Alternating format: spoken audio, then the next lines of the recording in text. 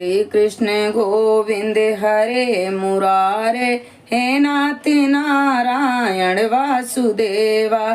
श्री कृष्ण गोविंद हरे मुरारे, हे नाथ नारायण वासुदेवा। राधे राधे दोस्तों, मैं सरिता उपाध्याय सरिता ज्ञान गंगा में आप सभी का स्वागत करती हूँ। आज हम माघ मास महात्म की कथा सुनाने जा रहे हैं, तो आप लोग जरूर सुनिएगा। वशिष्ठ जी का दिलीप जी से तथा भृगु जी का विद्याधर जी से माघ स्नान की महिमा बताना तथा माघ स्नान से विद्याधर की कुरूपता का दूर हो जाना।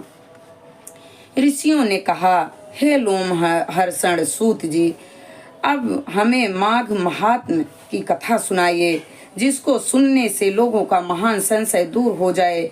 सूत जी बोले, मुनिवरों, आप लोगों को साधुवाद देता हूँ। आप भगवान श्री कृष्ण के शरणागत भक्त हैं, इसीलिए प्रसन्नता और भक्ति के साथ आप लोग बार बार भगवान की कथाएं पूछा करते हैं। मैं आपके कथनानुसार माघ महात्म का वर्णन करूंगा। जो अरुणोदय काल में स्नान करके इसका श्रवण करते हैं, उनके पुण्य की वृद्धि और पाप का नाश होता है। एक समय की बात है, राजाओं में श्रेष्ठ महाराज दिलीप ने यज्ञ का अनुष्ठान पूरा करके ऋषियों द्वारा मंगल विधान होने के पश्चात अवभृत्य स्नान किया। उस समय संपूर्ण नगर निवासियों ने उनका बड़ा सम्मान किया। तदनंतर राजा अयोध्या में रहकर प्रजाजनों की रक्षा करने लगे। वे समय समय पर वशिष्ठ जी की अनुमति लेकर प्रजा वर्ग का पालन किया करते थे। एक दिन उन्होंने वशिष्ठ जी से कहा, हे भगवान, आपके प्रसाद से मैंने आचार, दंड नीति, नाना प्रकार के धर्म, राजधर्म, चारों वर्णों और आश्रमों के कर्म, दान की विधि, यज्ञ के विधान, अनेकों व्रत, उनके उद्यापन तथा भगवान विष्णु की आराधना आदि के संबंध में बहुत कुछ सुना है। अब माघ स्नान का फल सुनने की इच्छा है। हे मुने, जिस विधि से इसको करना चाहिए वह मुझसे बतलाइए। वशिष्ठ जी ने कहा, हे राजन, मैं तुम्हें माघ स्नान का फल बतलाता हूँ। सुनो, जो लोग होम, यज्ञ तथा इष्टापूर्त कर्मों के बिना ही उत्तम गति प्राप्त करना चाहते हों, वे माघ में प्रातः काल बाहर के जल से स्नान करें। जो गौ, भूमि, तिल, वस्त्र, सुवर्ण और धान्य आदि वस्तुओं का दान किए बिना ही स्वर्ग लोक में जाना चाहते हों, वे माघ में सदा प्रातः काल स्नान करें। जो 3 रात तक उपवास, कृच्छ और पराक आदि व्रतों के द्वारा अपने शरीर को सुखाए बिना ही स्वर्ग पाना चाहते हों, उन्हें भी माघ में सदा प्रातः काल स्नान करना चाहिए। बैसाख में जल और अन्न का दान उत्तम है।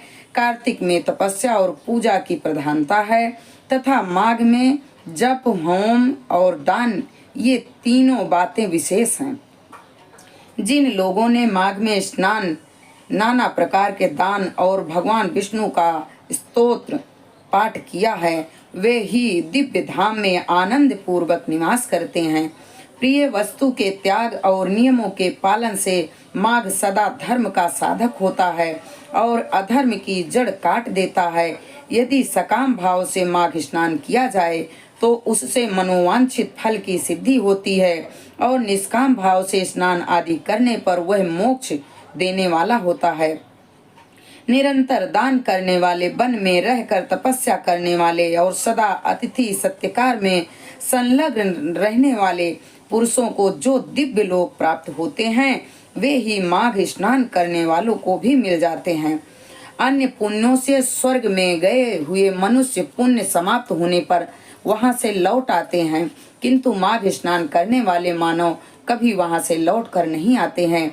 माघ स्नान से बढ़कर कोई पवित्र और पाप नाशक व्रत नहीं है। इससे बढ़कर कोई तप और इससे बढ़कर कोई महत्वपूर्ण साधन नहीं है। यही परम हितकारक और तत्काल पापों का नाश करने वाला है।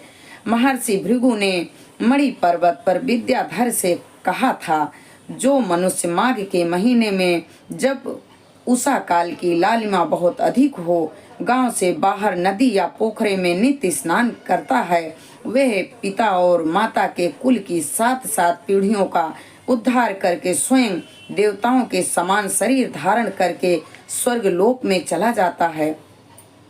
दिलीप जी ने पूछा, हे भगवान, ब्रह्म ऋषि भृगु ने किस समय मणि पर्वत पर विद्याधर को धर्मों उपदेश किया था, बताने की कृपा करें। तब वशिष्ठ जी बोले, राजन, प्राचीन काल में एक समय 12 वर्षों तक वर्षा नहीं हुई, जिससे सारी प्रजा उद्विग्न और दुर्बल होकर 10 दिशाओं में चली गई। उस समय हिमालय और विंध्य पर्वत के बीच का प्रदेश खाली हो गया। स्वाहा, स्वधा, वष्टकार और वेदाध्ययन सब बंद हो गए। समस्त लोक में उपद्रव होने लगा। धर्म का तो लोप ही हो गया था, प्रजा का भी अभाव हो गया। भूमंडल पर फल, मूल, अन्न और पानी की बिल्कुल कमी हो गई। उन दिनों नाना प्रकार के वृक्षों से आच्छादित नर्मदा नदी के रमणीय तट पर महर्षि भृगु का आश्रम था। वे उस आश्रम में शिष्यों सहित निकलकर हिमालय पर्वत की शरण में गए। वहां कैलाश गिरी के पश्चिम में मणिकूट नाम का पर्वत है, जो सोने और रत्नों का ही बना हुआ है। उस परम रमणीय श्रेष्ठ पर्वत को देखकर अकाल पीड़ित ब्रह्म ऋषि भृगु का मन बहुत प्रसन्न हुआ और उन्होंने वहीं अपना आश्रम बना लिया। उस मनोहर शैल पर वनों और उपवनों में रहते हुए सदाचारी भृगु जी ने दीर्घ काल तक भारी तपस्या की। हम इस वीडियो को यहीं पर संपूर्ण करते हैं। आगे की जानकारी अगले वीडियो में। हरे राम राम राम हरे हरे, हरे कृष्णा कृष्णा कृष्णा हरे हरे। लक्ष्मी नारायण भगवान के चरणों में हमारा कोटि कोटि प्रणाम स्वीकार हो। सत्य सनातन धर्म की जय हो। गौ माता की जय हो।